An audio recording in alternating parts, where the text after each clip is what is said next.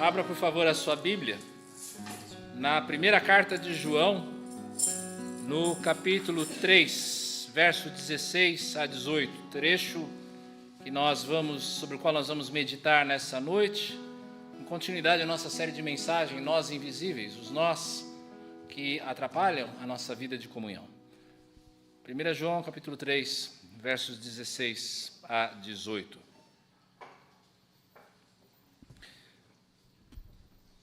Abriram?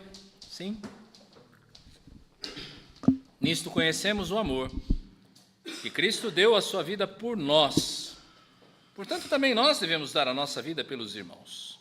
Ora, se alguém possui recursos deste mundo e vê seu irmão passar necessidade, mas fecha o coração para essa pessoa, como pode permanecer nele o amor de Deus? Filhinhos, não havemos de palavra, nem da boca para fora, mas de fato e de verdade.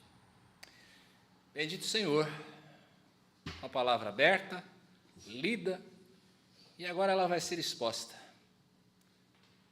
Pai querido, o nosso entendimento é capaz de compreender estas palavras, o sentido delas, mas aplicá-las, ó Deus, de uma maneira transformadora ao coração, levando a quebrar o nosso coração de pedra, levando a mudar o nosso coração indiferente para um coração amoroso segundo Cristo, só mesmo o Teu Espírito pode fazer. Por isso, Senhor, nós rogamos que o Teu Santo Espírito possa nos iluminar nesta hora, iluminando o pregador para que ele seja fiel, ó Deus, e transmita com fidelidade o Teu recado. Recado que Tu passaste a mim, ó Deus, ao longo dessa semana de preparação. E ao mesmo tempo, Senhor, que o Senhor trabalhe, iluminando o coração dos meus irmãos aqui presentes, ó Pai, para que eles também, entendendo o recado, ó Pai, que o Senhor traz para a Tua igreja, possamos viver, ó Deus, esses valores e experimentar uma comunhão mais profunda entre nós, uma comunhão realmente edificante, transformadora, da qual nós tanto necessitamos. Rogamos assim, Senhor, a Tua graça sobre nós, a Tua bênção sobre o Teu povo nessa hora, no nome do Senhor Jesus. Amém. Quando Jesus afirmou que nós seríamos conhecidos pelo amor, Ele não estava expressando apenas um desejo, mas algo absolutamente coerente diante do fato de que nós estaríamos no mundo, mas nós não seríamos do mundo. Isso porque o nosso amor representa, meus amados, um contraste agudo entre aquilo que a Bíblia diz que é amar e aquilo que as pessoas ao nosso redor entendem diante da mesma proposta. Há um contraste profundo entre o que nós entendemos, o que a Bíblia entende por amar, e aquilo que o mundo ao redor entende. E o que é amar, afinal de contas? A cultura em geral não consegue ir além, muito além, de definições mais abrangentes, mais genéricas dessa palavra amor, talvez por um fruto do romantismo do século XIX. Amor, para a maioria das pessoas, é a afeição, é um sentimento. E hoje, nos nossos dias, amor está muito ligado à ideia de sexo. As pessoas não conseguem ir muito além disso. Poucas pessoas com quem nós convivemos conseguiriam discernir um eu te amo, dito a outrem, de um eu amo chocolate. Mas nós conhecemos o que é o amor, porque nós conhecemos a fonte de todo o amor, o Deus que é o amor. Não é que o amor seja Deus, e essa é uma noção imprecisa e tão abraçada como todas as demais que nós já mencionamos aqui, mas que o amor caracteriza a pessoa de Deus, tanto quanto a possibilidade de falhar caracteriza a cada um de nós. O amor flui da pessoa de Deus com a mesma ou até com maior naturalidade que o pecado, flui de um pecador não transformado. O amor flui de Deus como o pecado flui de nós. Nós conhecemos o amor porque conhecemos a Deus. E uma vez que nós o conhecemos, o amor para nós deveria transcender esses limites de uma simples emoção ou de uma boa vontade em relação ao outro. Nós aprendemos com Deus que o amor é algo incondicional. Nós aprendemos com Deus que o amor, ele é algo altruísta. Nós aprendemos com Deus que o amor é sacrificial. Deus ama sem esperar nada em troca. Deus tudo dá, e se nada recebe em troca, Deus não murmura, Deus não se amargura, Deus não cria rancor. O amor, segundo Deus, não se ressente do mal. O amor, segundo Deus, persevera. Quando nós lemos aquele belo hino ao amor que Paulo escreve em 1 Coríntios 13, todas aquelas palavras que descrevem o amor serviriam perfeitamente numa etiqueta com o nome de Deus. Aquele é o amor de Deus que você lê em 1 Coríntios 13. O que seria de se esperar, então, daquele povo a quem Deus gerou por meio de Jesus Cristo, através do seu Espírito? Nós, a sua igreja. A igreja deveria exibir o mesmo padrão de amor do seu Redentor, da mesma maneira como um filho herda as características genéticas do pai. As pessoas deveriam, meus irmãos, ver em nós o mesmo nível de entrega, o mesmo nível de disposição favorável em direção ao outro que nós conhecemos em Deus. Um dos conceitos mais básicos quando se cria uma apresentação de slides no PowerPoint, você sabe, é nós usarmos de letras claras em um fundo escuro ou de letras escuras num fundo claro. Por quê? Porque isso facilita a leitura. E assim deveria ser também a igreja em relação ao mundo. O amor que nós nutrimos e nós exercitamos segundo Deus deveria oferecer às pessoas em redor uma leitura muito mais clara a respeito de Deus, de tal maneira que até mesmo qualquer pessoa ignorante poderia reconhecer que Deus é um Deus que ama através da vida daqueles a quem Ele escolheu salvar. Nós seríamos cartas vivas de amor escritas por Deus ao mundo. E disso, duas reações possíveis haveriam de ser esperadas a partir de nós. Ou nós atrairíamos sobre nós o ódio de um mundo que absolutamente não sabe amar, ou então nós seríamos uma força de atração poderosíssima para aqueles que buscam um amor que vá além da superficialidade. Mas para que isso aconteça é preciso nós vencermos um dos maiores adversários do verdadeiro amor que nós aprendemos com o Senhor. Que adversário é esse? É a indiferença. A indiferença. Eu digo isso porque o amor que nós proclamamos em altas vozes, seja pública ou seja particularmente, não se contrasta com a noção do amor em redor da maneira como deveria. Nosso amor não é muito diferente dentro da igreja do amor que nós vemos por aí. Nós precisamos aqui de um rasgo de honestidade para nós admitirmos que nós, igreja do Senhor Jesus, nós não amamos como Deus ama. Nós não amamos como deveríamos. Que há para se ver então na igreja quando a indiferença toma o lugar do amor verdadeiro? O que as pessoas têm para olhar aqui dentro? Quando não existe disposição de se entregar, quando não existe disposição de dar-se em suporte ao outro, quando não há disposição de nós cruzarmos os marcos do mero discurso, o nosso amor é superficial. Quando não existe essa disposição, o nosso amor é discurso, o nosso amor é emocionalismo barato. E por isso esse texto sobre o qual nós estamos meditando hoje, esse texto de 1 João capítulo 3, versos 16 a 18, ele é tão necessário para mim e para você. Por isso esse texto é tão necessário. Como derrotar a indiferença? Como nós podemos derrotar a indiferença? 3 passos para vencer a superficialidade do amor e nós passarmos a experimentar no meio de nós o tipo de amor que reflete o caráter de Deus. Renda-se ao amor sacrificial, viva a compaixão, põe o amor em ação. Renda-se ao amor sacrificial, viva a compaixão, ponha o amor em ação. O primeiro passo nessa jornada de aprofundamento é nós nos rendermos ao amor sacrificial que nós conhecemos a partir de Cristo. Veja aqui mais uma vez o verso 16. Tá? Veja aqui novamente o verso 16. Nisto conhecemos o amor que Cristo deu a sua vida por nós, portanto também nós devemos dar a nossa vida pelos irmãos. O amor de Cristo, meus amados, é o ponto de partida de tudo. É o ponto de partida de tudo. Se você deseja conhecer o que é o amor, conheça a Cristo.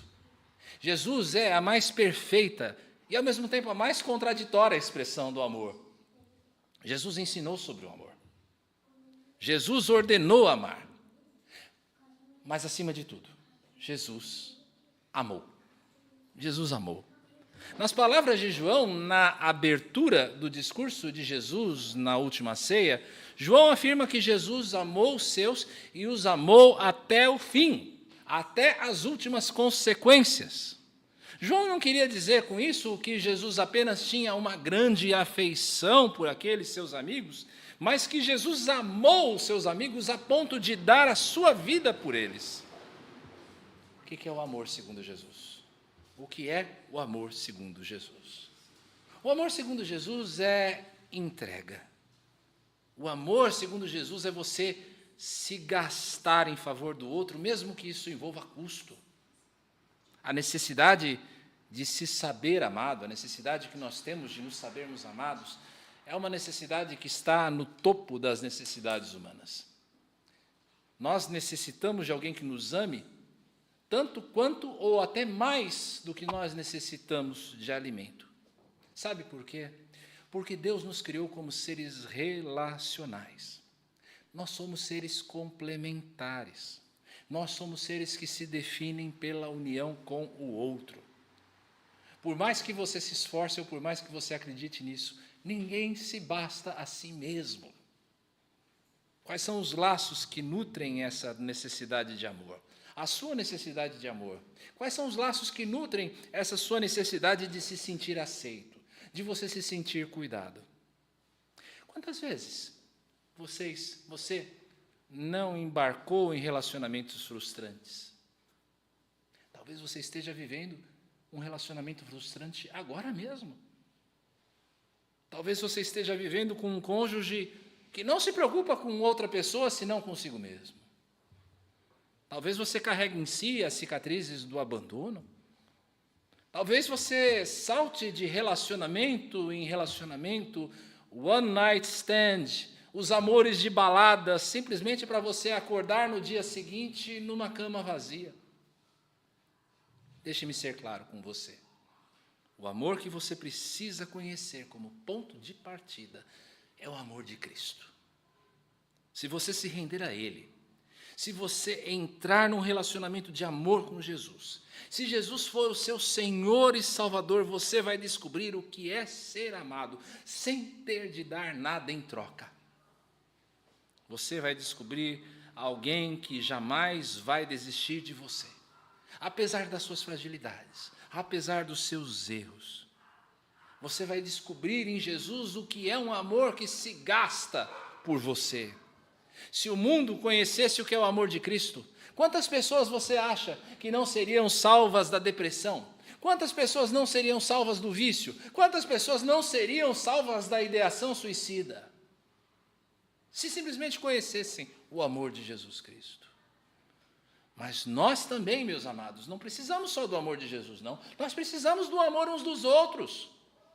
Jesus estabelece o padrão por meio da cruz. E Ele nos dá o seu Espírito que nos capacita a fazermos o mesmo, amarmos como Ele amou. O nosso amor mútuo, o amor que nós nutrimos uns pelos outros, é fruto do amor dele por nós. É sinal de que nós aprendemos o que é amar de verdade, que o amor envolve entrega, que o amor envolve a renúncia dos nossos interesses. O que Jesus fez por mim e por você, é claro, é algo irrepetível. Você jamais vai conseguir se dar pela salvação do outro. Quando você lê a carta aos Romanos, de Paulo ele expressa esse desejo. Ele diz que ele gostaria até de renunciar à sua salvação, de oferecer a sua própria salvação, se isso garantisse a salvação dos seus compatriotas judeus. Mas de modo algum isso seria possível, nem para Paulo, nem para mim, nem para você, pelo fato simples de que eu e você não somos Jesus. Nós não somos Jesus. Nós não temos o que oferecer a Deus, nem por nós mesmos, quanto mais para outra pessoa. O que eu quero dizer com isso? João aqui, nesse texto que nós lemos, não está nos chamando aqui a darmos a vida pelos nossos irmãos, de fato, literalmente. Na maioria das vezes, isso não vai ser necessário. Não é um chamado a atos de heroísmo, no primeiro lugar, que João está trazendo aqui. O que João está nos convocando a fazer é, com base naquilo que você aprendeu com Cristo, você estar disposto a sacrificar aquilo que é valioso para você em favor do outro. Pergunte a si mesmo: do que é que eu estou disposto a abrir mão por amor a Deus e aos outros? O que é custoso para mim que poderia abençoar a vida do meu próximo em necessidade? É essa disposição, meus amados, é essa disposição à rendição que manifesta o verdadeiro amor que João está falando aqui. A disposição de render-se. Opa. Será que esse algo valioso que você poderia oferecer seria um pouco do seu tempo? Ou talvez um pouco do seu conforto? As suas economias? Talvez os seus planos? Seus projetos de vida? Talvez aquilo que você precise oferecer, estar disposto a oferecer pelo outro, sejam as suas vaidades pessoais, o seu orgulho. O que é que você está disposto a renunciar? Meus irmãos maridos, que estão presentes aqui, você estaria disposto a provar o seu "eu te amo" para sua esposa nessa semana? Que tal renunciar ao seu programa favorito na TV e se comprometer a aliviar a carga da sua esposa, cuidando da louça suja? Ou cuidando das crianças para que ela tenha um tempo de descanso? E vocês, esposas? Estariam dispostas também a aliviar a carga dos seus maridos? Talvez sem despejar um caminhão de reclamações na primeira meia hora, logo que ele chega do trabalho? Crianças, que tal mostrar amor ao papai ou à mamãe, cuidando da bagunça do seu quarto, ao invés de ficar assistindo vídeos do YouTube ou jogando videogame? Vale o mesmo para nós, na Igreja de Cristo.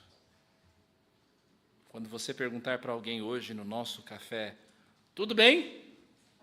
Você vai estar mesmo pronto e disposto a ouvir? Pode ser que você fique sem comer o lanche. Está disposto? Quanto à igreja, a nossa igreja deve investir para garantir a você e a sua família cadeiras mais confortáveis. Mais ou menos do que ela investe em missões e em atos de misericórdia? E o conforto de ficar em casa nos nossos encontros? Quem é que poderia ser edificado pela sua presença e que não está sendo porque você escolheu dormir mais um pouco, ou então porque você escolheu fazer o trabalho que Deus reservou para você fazer de segunda a sábado, ou então porque você escolheu levar os seus filhos ao cinema? Está disposto a renunciar a isso para abençoar a vida de outra pessoa? O que é que eu quero mostrar à luz do exemplo de Cristo? Amar envolve custo. Amar envolve se dar.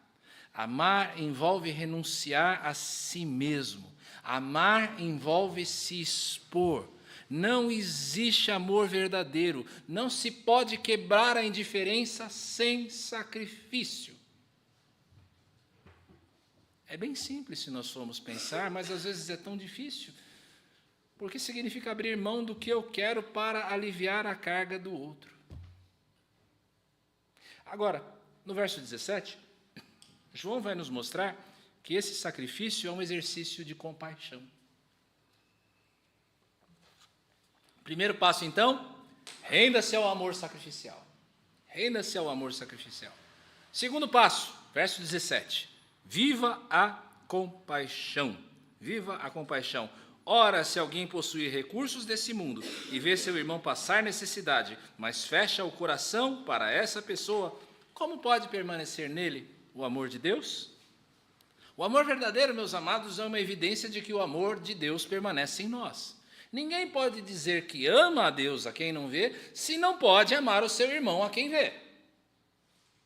Nascer de novo implica em você receber um novo coração da parte de Deus, um coração que está apto, está habilitado a amar da mesma maneira como Deus ama. Nós podemos amar porque nós sabemos que nós somos amados. E nós podemos amar porque nós sabemos que este amor que Deus dedica a nós é mais do que suficiente para que eu e você saibamos que Ele há de suprir todas as nossas necessidades. Cristo viu a nossa necessidade e fez algo a respeito. Ele se deu. Ele se esvaziou. Ele assumiu a identidade humana para experimentar toda a aflição do ser humano. Ele se entregou para receber sobre si a nossa morte, para que nós recebêssemos a vida que flui da sua ressurreição. E se ele fez isso, se ele, Jesus, fez isso, o que é que eu e você deveríamos fazer diante da necessidade dos nossos irmãos? Se ele, Jesus, olhou para a nossa necessidade e fez algo a respeito, o que é que você acha que eu e você deveríamos fazer? O que João ensina aqui foi magistralmente ilustrado por Jesus, aqui nesse verso 17. Jesus ilustrou muito bem isso na parábola do bom samaritano. Um escriba e um sacerdote estão descendo pela estrada, provavelmente após o serviço no templo. Repara só uma coisa, esses dois homens estão saindo da igreja. Estão saindo da igreja. Eles falaram de amor, eles cantaram amor, mas eles não viveram amor. Esses dois homens mostram que eles não sabem o que é amar quando eles veem um ferido por assaltantes à beira do caminho. O ponto aqui é: o amor se prova no exercício da compaixão, de você conhecer da necessidade alheia, de você fazer o que Jesus fez, de você tomar ações práticas em direção ao próximo. Um detalhe importante aqui é qual é a necessidade de que João está falando. O grego aqui é que nos ajuda. É o necessário para você garantir uma subsistência digna. Traduzindo, se você vir o seu irmão com carência de roupas ou de comida, se você vir o seu irmão sem um teto para morar, se você vir o seu irmão sem condições de trabalhar para garantir o sustento de si mesmo e da sua família, mas não é apenas uma necessidade material.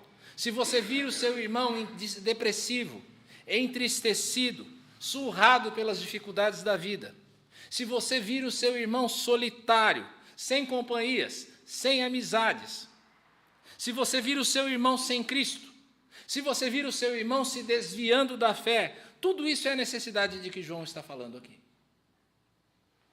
É importante aqui a gente anotar que a necessidade de que João fala aqui é o básico em tempos de real necessidade. Quem não quer trabalhar, que não coma, diz o apóstolo Paulo. Isso diz respeito ao material, mas diz respeito também ao emocional. A gente entende isso em relação ao material, mas a gente precisa entender essas palavras de Paulo também em relação ao emocional. Você vai fazer um mau uso desse texto se por acaso você usar o outro de muleta psicológica, ou de você criar uma dependência excessiva em relação ao outro. É claro, você precisa sim recorrer ao apoio dos seus irmãos no dia da necessidade, mas você precisa com empenho buscar ser independente. Lembre-se do Senhor Jesus, das palavras do Senhor Jesus. É mais bem-aventurado você dar do que receber.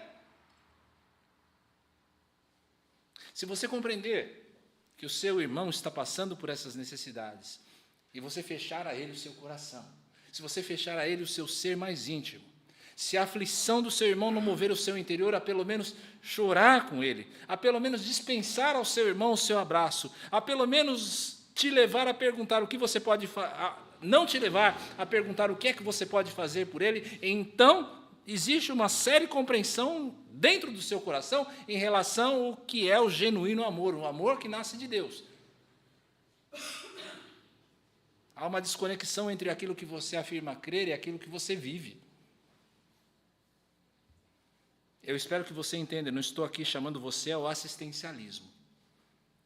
É possível você fazer cada uma dessas coisas aqui, de atender às necessidades mais básicas da pessoa, sem nenhuma compaixão. O que é que eu devo fazer ao perceber que o meu coração está insensível em relação ao outro? E esse é o segredo espiritual aqui. Peça a Deus que ilumine o seu entendimento para você compreender o quanto e o como Ele mesmo amou você.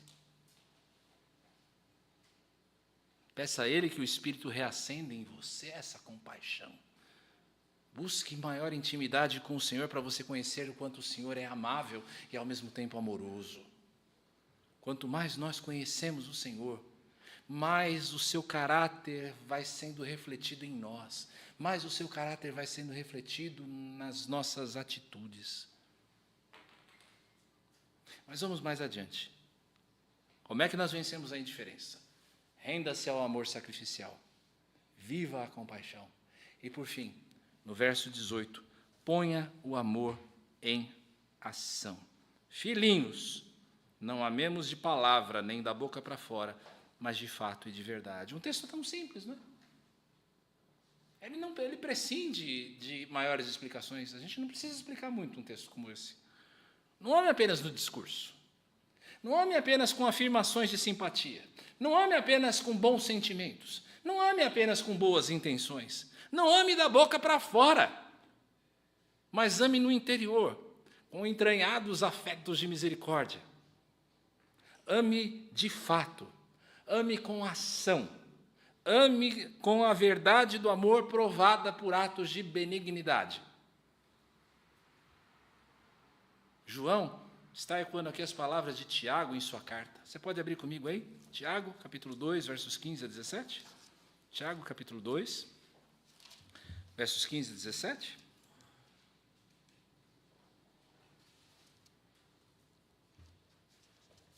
Está aí na tela também para você.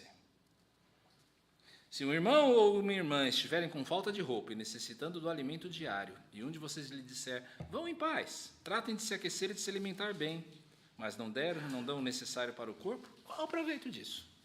Assim também a fé, se não tiver obras por si só, está morta.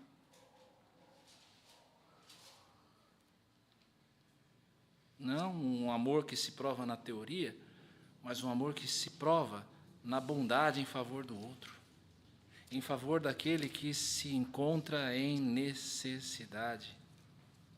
Um amor que se vive sem hipocrisia, como afirma lá Paulo em Romanos 12. O amor tem que ser sem hipocrisia, e um amor que não se revela na prática é um amor hipócrita. Mais uma vez, você consegue abrir comigo aí, Tiago, capítulo 1, verso 22? Se você não conseguiu, o Mateus vai abrir para nós aí. 1, 22. Sejam praticantes da palavra, e não somente ouvintes, enganando a vocês mesmos. Sejam praticantes da palavra. A palavra tem que ser praticada. Como é que eu coloco esse princípio em prática? Primeiro, peça pela iluminação do Espírito. Peça para que o Espírito dê a você discernimento quanto à necessidade dos seus irmãos. Nós temos uma tendência, meus irmãos, uma tendência infeliz, uma tendência burra.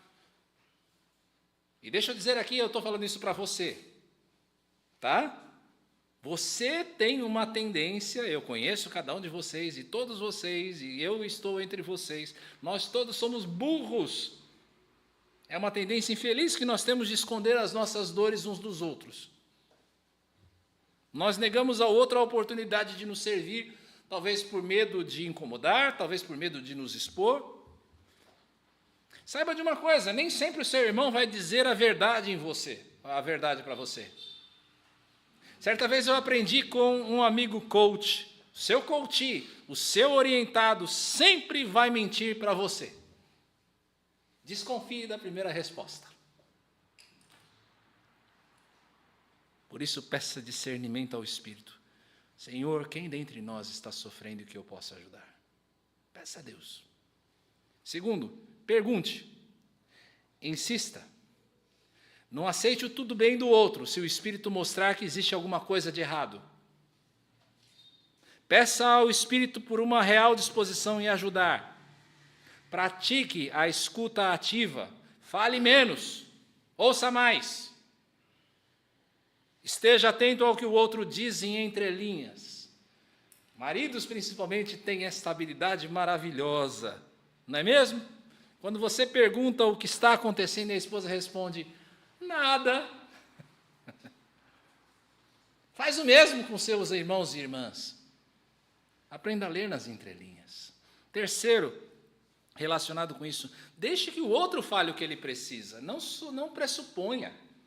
Há alguns anos eu ouvi uma palestra de um capitão do Exército da Salvação que contava de uma iniciativa que eles tentaram fazer numa comunidade, numa favela. E eles disseram que eles fizeram todo um planejamento. Olha, nós acreditamos que essa comunidade precisa de uma escola, precisa de um posto de saúde, nós vamos fazer isso, vamos fazer aquilo. Só que eles tomaram todos esses projetos sem perguntar para as pessoas. Quando chegou a época da implantação, eles foram até os moradores da comunidade e perguntaram, finalmente, o que é que vocês precisam? E os moradores da comunidade disseram que nós precisamos de um ponto de ônibus aqui, porque a gente tem que caminhar muito para pegar um ônibus em outro lugar. Às vezes é só o ponto de ônibus. Não pressuponha, pergunte, insista. Às vezes, mais do que dinheiro, mais do que comida, o outro precisa de um ouvido atento, de um coração aberto. Às vezes o outro precisa de um prato de comida, e não de conselhos. Quarto, estabeleça um plano de ação prático. O que é que você pode fazer para ajudar o seu irmão? É uma cesta básica? Pagamento de uma conta de luz? Talvez prover um teto para que ele se abrigue até que a tempestade da vida passe? Um telefonema? Será que seu irmão precisa de um telefonema? Será que seu irmão precisa de um abraço? A chave aqui nesse versículo é: põe o seu amor em prática. Põe o seu amor em prática. Para triunfar e para nós triunfarmos sobre a indiferença, não ame apenas no discurso, mas ame na verdade que se mostra nas ações. 3 passos para vencer a indiferença. Renda seu amor sacrificial, viva a compaixão, ponha o amor em ação. Eu sou o pastor de vocês. Eu conheço a minha igreja. Por isso, me concedam apenas alguns minutinhos a mais para nós pensarmos como Antioquia pode ser se nós estivermos dispostos a vencer a indiferença. Eu sei que muitos de vocês estão desanimados. Verdade. Um de vocês teve a ousadia santa, é importante frisar aqui, de dizer que vir à igreja não difere muito de ouvir uma palestra. Essa mesma pessoa me perguntou, mas pastor, a igreja é assim mesmo. Eu não sei como pode ser diferente. Quer mesmo saber como pode ser diferente? Imagine se nós nos expusermos a colocar em prática o que nós ouvimos hoje. Será que faria alguma diferença na nossa prática como igreja? Outra reflexão. Muitos de nós estão feridos emocionalmente por circunstâncias as mais diversas. Há traumas aqui no nosso meio. Há depressão. E há, principalmente aqui no nosso meio, muita ansiedade. Muita ansiedade. Como será quando a Antioquia for reconhecidamente aos nossos olhos um lugar de cura? Onde eu sei que eu posso abrir o meu coração a pessoas que realmente se importam. Corações ansiosos, que bem pode fazer saber que, se eu tiver dificuldades, alguém vai estar ali por mim. O amor e a provisão de Cristo vão ser ministrados a mim por meio dos meus irmãos. Terceira e última. Nós investimos em divulgação, não é mesmo? Nós, como igreja, investimos em divulgação. Não é isso, Dante Zoreira? É isso, né? É. Quantas postagens no Instagram? Palestras de interesse comunitário, investimentos financeiros na qualidade da transmissão, tudo isso é muito bom, tudo isso é útil. Mas vamos fazer um comparativo? Coloque lado a lado 2 possibilidades aqui. De um lado, por sua insistência, um amigo seu passa a seguir os nossos perfis no Instagram. Ou então, ele passa a assistir os nossos vídeos. Você até consegue trazer esse seu amigo para um dos cultos. Essa é a possibilidade 1. De outro lado, seu amigo está passando por dificuldades. Ele se sente só, talvez ele se sinta traído, sem ter alguém com que se preocupe com ele. Então você vai conversar com ele, e com o coração sincero, você diz para essa pessoa que está passando por uma dificuldade, você diz para ela, veja, eu já passei por isso, mas na minha igreja eu achei apoio. Na minha igreja eu achei aceitação, na minha igreja eu achei pessoas que se importam. No mundo, que valoriza tantos relacionamentos como o nosso, qual dos dois você acha que poderia ser mais poderoso? Meu desafio a nós aqui, como Antioquia, é nós vivermos a proposta de Deus para nós como igreja, a comunhão de irmãos que no poder do Espírito estão dispostos a vencer a indiferença, e de nós experimentarmos talvez como nunca antes o poder de uma comunhão viva, de uma comunhão eficaz, de uma comunhão que vai muito além das meras palavras. Vamos orar para que o Espírito assim nos capacite? Vamos nos colocar em pé?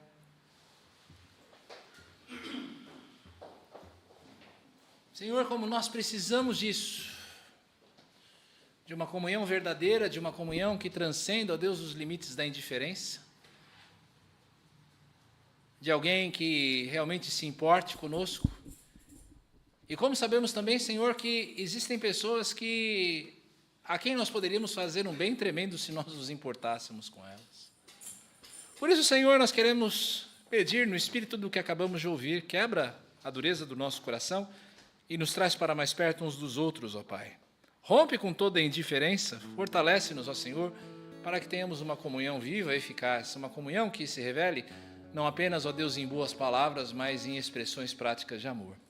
Que assim seja na Antioquia, que assim seja com o teu povo em todos os lugares, e assim possamos experimentar o amor de Cristo, ó Deus, derramado entre nós, na vida dos nossos irmãos. Nós rogamos ao Pai, no nome dele, no nome de nosso Senhor Jesus. Amém.